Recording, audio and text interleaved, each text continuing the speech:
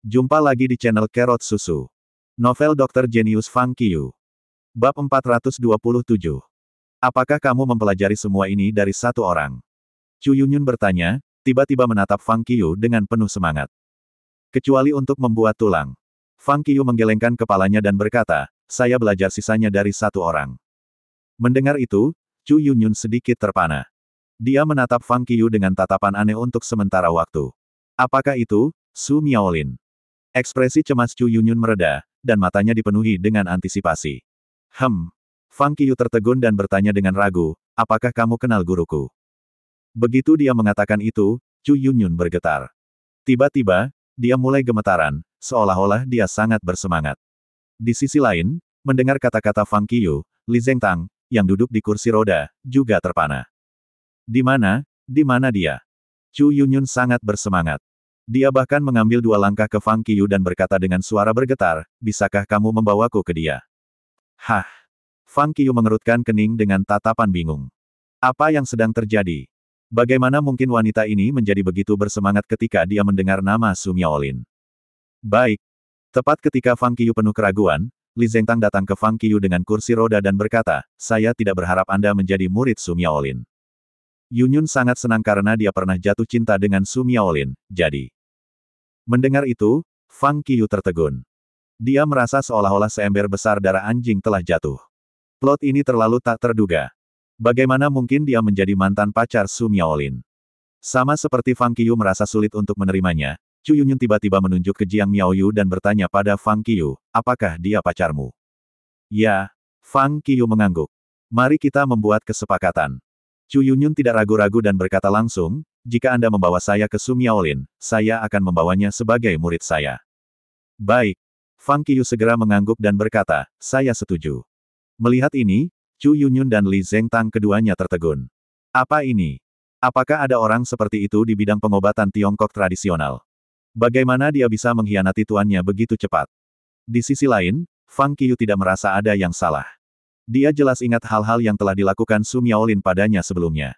Namun, Su Miaolin adalah gurunya.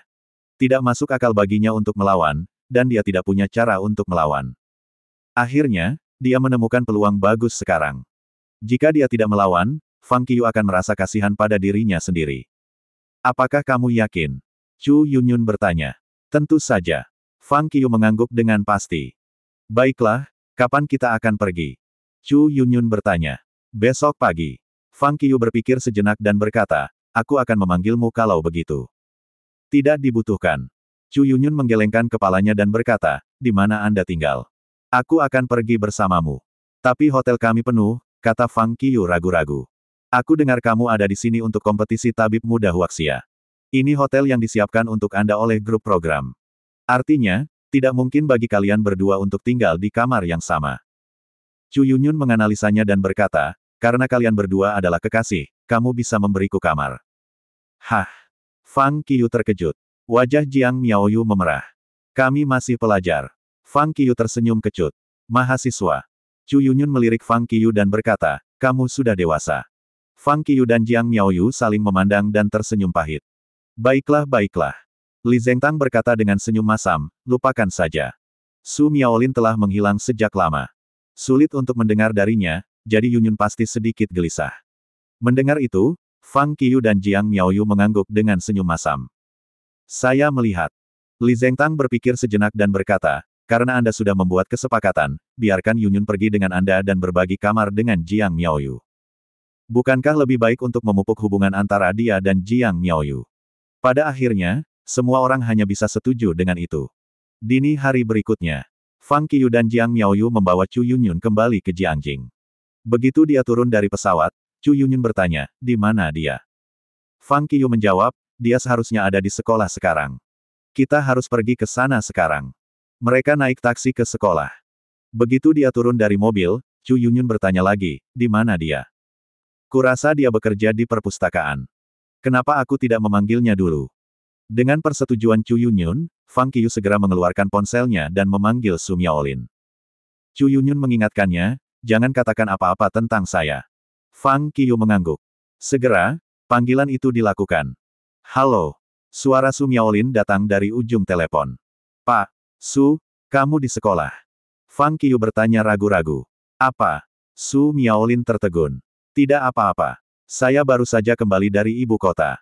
Saya ingin berbicara dengan Anda, kata Fang Qiu. Yah, kemarilah. Su Miaolin menjawab dan menutup telepon. Setelah itu, ketiganya bergegas ke perpustakaan segera. Fang Qiu memimpin dan datang ke pintu ruang baca di perpustakaan. Di ruang baca, Su Miaolin sedang duduk di mejanya membaca buku. Ada secercah cahaya di depan mata Su Miaolin. Dia mendongak dan melihat Fang Qiu berdiri di pintu. Dia segera berkata, kamu benar-benar kembali, nak. Anda tidak pergi ke ibu kota sesekali. Mengapa tidak menghabiskan beberapa hari lagi di sana? Ada sesuatu yang ingin kukatakan kepadamu. Fang Qiu tersenyum. Apa masalahnya? Kenapa kamu begitu terburu-buru? Su Miaolin bertanya dengan rasa ingin tahu. Tapi saat suaranya menghilang, sesosok tiba-tiba keluar dari belakang Fang Qiu. Itu adalah Chu Yunyun. Ketika Su Miaolin melihat Chu Yunyun, wajahnya berubah. Dia tiba-tiba berdiri dan hampir kehabisan. Namun, Chu Yunyun memblokirnya di pintu. Sebelum dia bisa kehabisan, dia menghentikannya. Kamu telah salah mengira aku adalah orang lain. Biarkan aku pergi. Teriak Su Miaolin, memalingkan kepalanya. Chu Yunyun berkata tanpa ekspresi, saya tidak mengatakan apa-apa. Bagaimana Anda tahu bahwa saya salah mengira Anda sebagai orang lain? Mendengar itu, Su Miaolin mengertakkan gigi dan ingin menamparkan dirinya sendiri. Kenapa aku mengatakan itu? Dia tahu bahwa dia telah mengekspos dirinya sendiri. Su Miaolin berbalik dan menatap Fang Qiu. Jadi itu yang Fang Qiu maksudkan dengan penting. Fang Qiu tersenyum dengan tenang. Baik. Berbalik dan menatap Chu Yunyun, Su Miaolin berkata, ada banyak orang di sini, dan mereka semua adalah siswa. Haruskah kita pergi ke tempat lain? Tentu. Chu Yunyun mengangguk, menyeret Su Miaolin keluar dari perpustakaan, dan berjalan menuju Gunung Yaowang tidak jauh. Fang Qiu dan Jiang Miaoyu mengikuti mereka dari belakang. Mereka datang ke Gunung Yaowang. Oke. Su Miaolin memutar lengannya dan menyingkirkan hambatan Chu Yunyun. Mengapa kamu bersembunyi dariku? Chu Yunyun bertanya segera. Benarkah? Su Miaolin membeku dan bermain bisu. Aku tidak. Saya sudah di sini sepanjang waktu. Betapa menyenangkannya tempat ini. Kamu sudah menikah? Chu Yunyun bertanya. Tidak. Su Miaolin dengan cepat menggelengkan kepalanya. Kamu punya pacar? Chu Yunyun bertanya lagi. Tidak. Su Miaolin menggelengkan kepalanya lagi. Baik. Mendapatkan jawaban yang diinginkannya, Chu Yunyun tidak mengatakan apa-apa, meraih tangan Su Miaolin, dan berbalik, berkata, ikut aku untuk mendapatkan surat nikah. Di sisi lain, Fang Qiu tertegun. Apa ini? Seorang wanita datang jauh-jauh ke sini. Setelah 3 pertanyaan sederhana, ia langsung meminta seorang pria untuk mendapatkan akta nikah. Apa yang dia lakukan di sini? Untuk memaksa pria itu menikah. Sepertinya hal-hal menjadi sedikit tidak terkendali. Tidak. Su Miaolin dengan cepat menarik tangannya. Kenapa tidak? Chu Yunyun mengerutkan kening dan berkata, beri aku alasan. Apakah itu karena ayah saya? Mendengar itu, Su Miaolin memutar matanya dan berkata, tentu saja tidak. Karena, register rumah tanggaku tidak ada di sini. Ya, daftar rumah tangga saya tidak ada di sini. Tunggu saya untuk mendapatkan daftar rumah tangga saya di sini. Setelah itu, dia akan lari. Namun, Chu Yunyun meraih Su Miaolin dengan kasar dan berkata, aku akan pergi denganmu. Tidak. Su Miaolin menggelengkan kepalanya dengan senyum yang dipaksakan dan berkata, ini sangat merepotkan. Chu Yunyun segera menjawab, tidak sama sekali. Yah, tunggu aku untuk memikirkan di mana aku meletakkan register rumah tanggaku. Su Miaolin memasang ekspresi serius. Setelah berpikir lama, dia berkata, oh, saya ingat bahwa daftar rumah tangga saya masih dalam pengawasan ibu saya. Sayang sekali. Chu Yunyun berkata dengan wajah poker, saya akan bertemu dengan mertua saya. Begitu dia mengatakan itu, Su Miaolin tiba-tiba merasa tidak berdaya. Hentikan, oke. Seolah-olah dia telah kehilangan kekuatannya, Su Miaolin menghela nafas dan menatap Chu Yunyun dengan ekspresi muram, berkata, kita tidak bisa bersama. Saya telah berselisih dengan ayahmu pada masa itu. Dia tidak akan setuju. Ini bisnis saya. Itu tidak ada hubungannya dengan dia. Chu Yunyun segera menjawab, juga, Anda telah menjadi dokter yang sangat terampil. Apa yang Anda takutkan? Su Miaolin menghela nafas dan berkata, serius, mari kita hentikan sekarang, oke. Chu Yunyun tidak berbicara, hanya menatap Su Miaolin. Keduanya begitu menemui jalan buntu. Melihat ini, Fang Qiu dan Jiang Miaoyu maju. Hei, ada apa denganmu?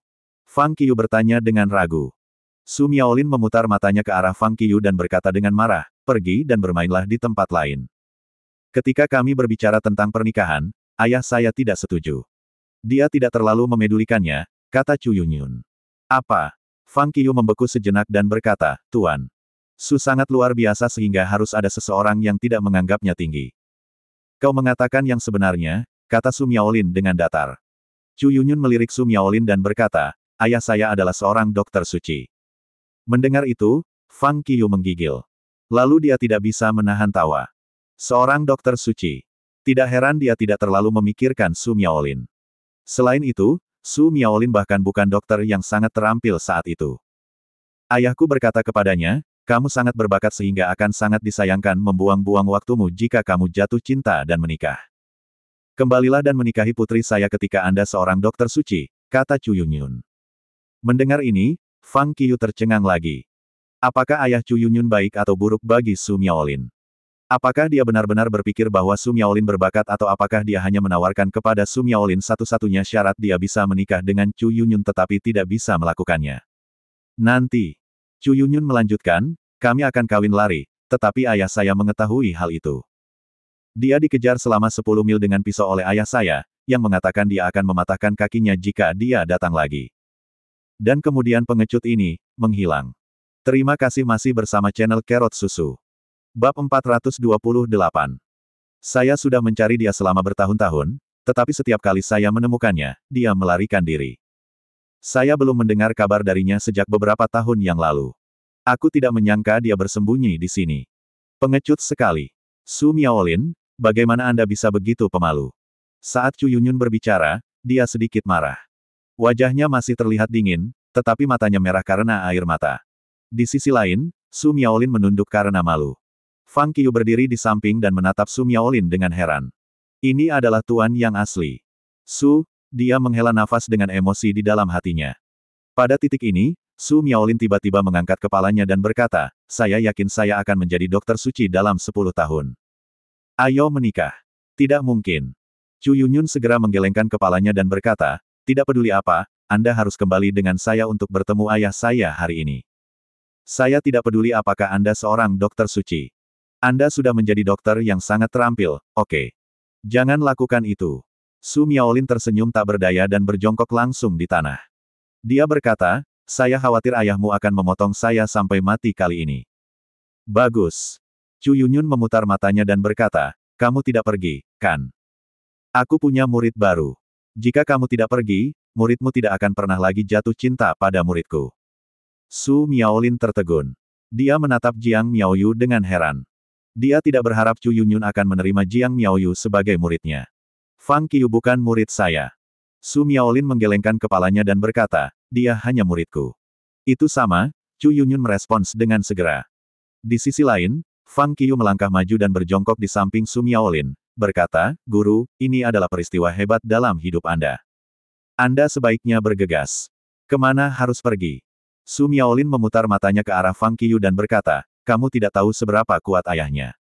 Dia adalah ahli seni bela diri. Jika saya pergi ke sana, saya akan kehilangan hidup saya. Seorang master seni bela diri. Fang Qiu tertawa kecil dan berkata, aku sama. Jangan khawatir, aku tidak akan membiarkan siapapun menyakitimu. Su Miaolin mengerutkan bibirnya dan berkata, tidak, tidak, tidak. Bagaimanapun, saya tidak akan pergi. Baik. Chu Yunyun menjawab tepat waktu, jika kamu tidak pergi ke rumahku, aku akan pergi ke rumahmu. Saya akan pergi menemui orang tua Anda. Saya akan melihat apakah Anda mendengarkan mereka atau tidak. Oh sayangku. Su Miaolin hampir menangis. Dia memandang Chu Yunyun dan berkata, sungguh, mari kita hentikan, oke. Aku akan menghentikannya ketika kita menikah, kata Chu Yunyun. Sayang. Su Miaolin menghela nafas tanpa daya, berdiri dengan lemah, dan berkata, oke, aku akan pergi denganmu. Sebenarnya, dia telah kehilangan Chu Yunyun selama bertahun-tahun.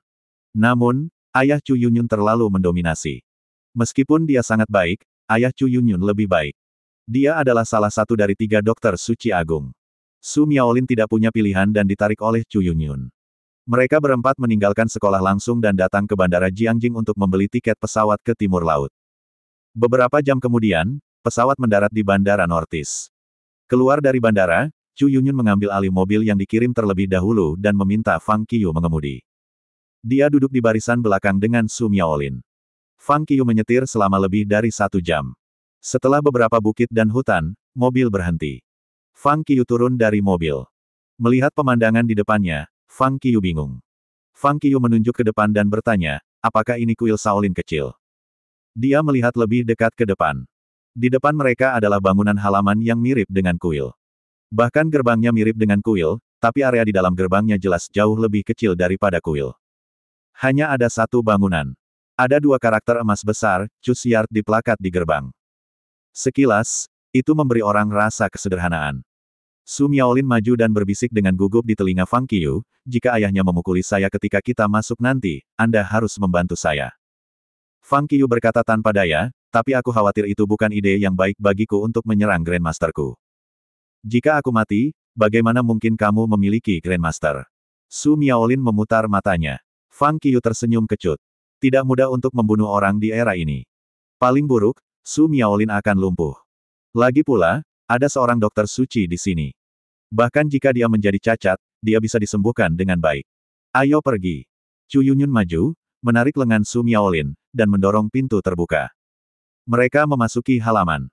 Hal pertama yang mereka lihat adalah teras berukuran sedang. Itu hanya tanah pegunungan yang sangat biasa tanpa tanaman atau tumbuhan. Di tengah, ada jalur batu biru yang mengarah langsung ke gedung di depan. Chu Yunyun menarik Su Miaolin ke depan.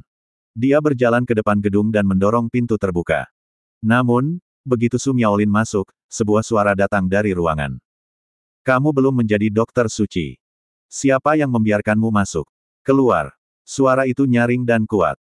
Mendengar itu, Su Miaolin, yang baru saja melangkah melewati ambang pintu, menatap Fang Qiyu dengan gugup. Kemudian dia membuat dirinya gugup dengan rasa takut dan berkata, bebas jatuh cinta. Saya tidak akan keluar. Kebebasan cinta adalah untuk orang biasa. Karena Anda telah mempelajari pengobatan Tiongkok, Anda tidak memiliki kebebasan. Sebuah suara datang dari ruangan itu dan berkata, jika kamu menyukai putriku, kamu akan kurang bebas.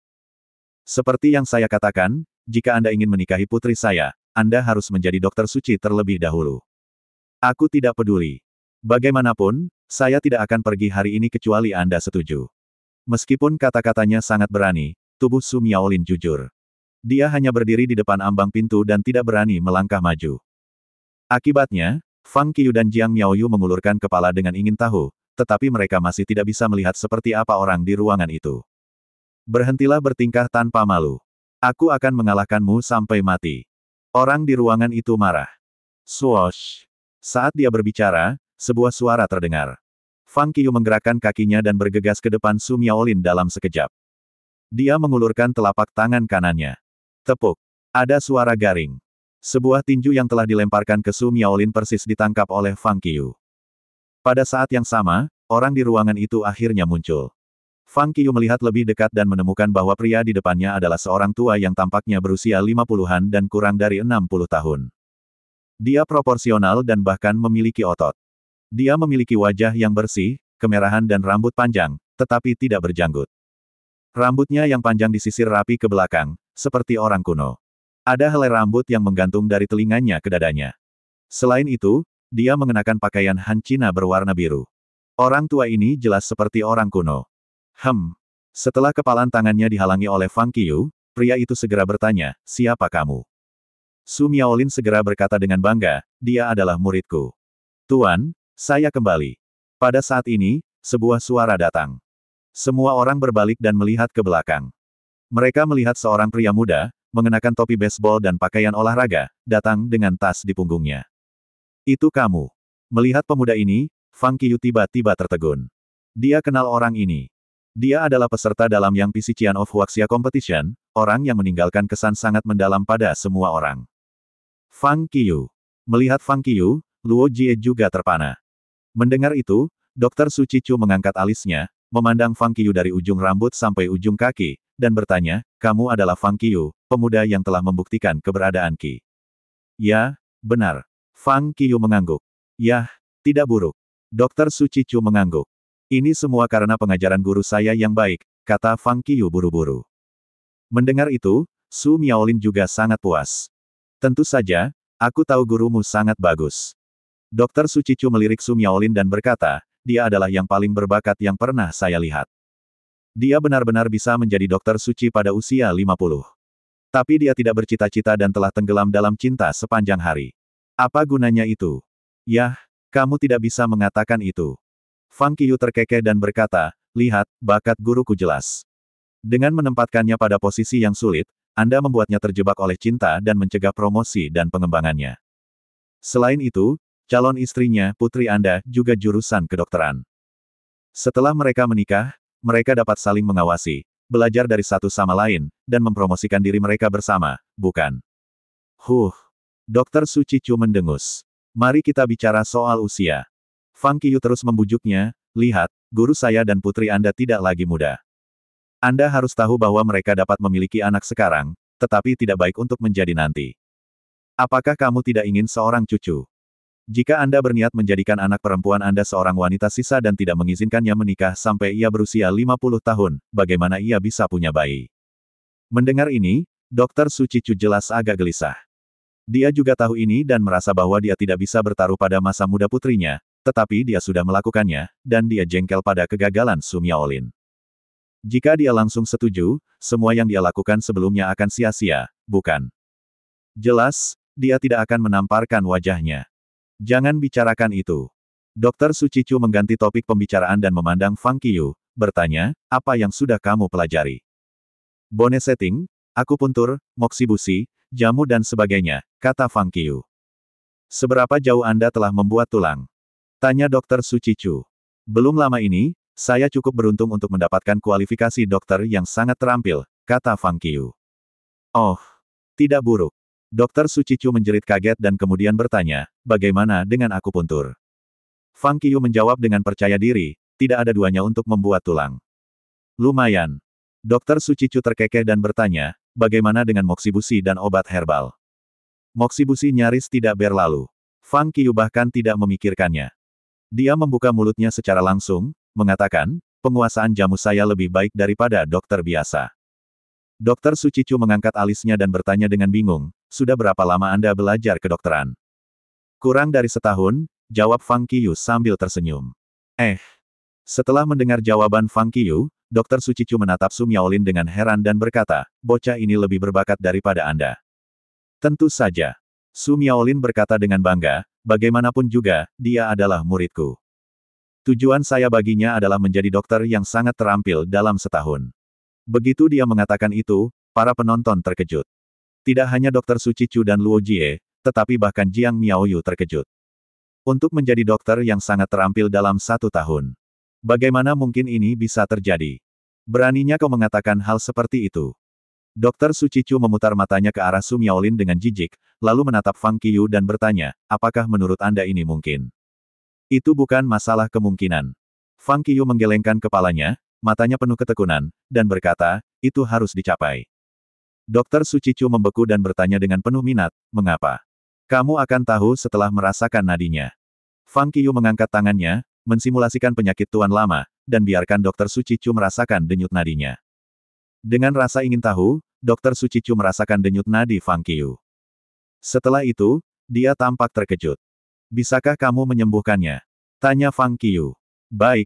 Dokter Sucicu bermeditasi sebentar, lalu menghela nafas dan menggelengkan kepalanya.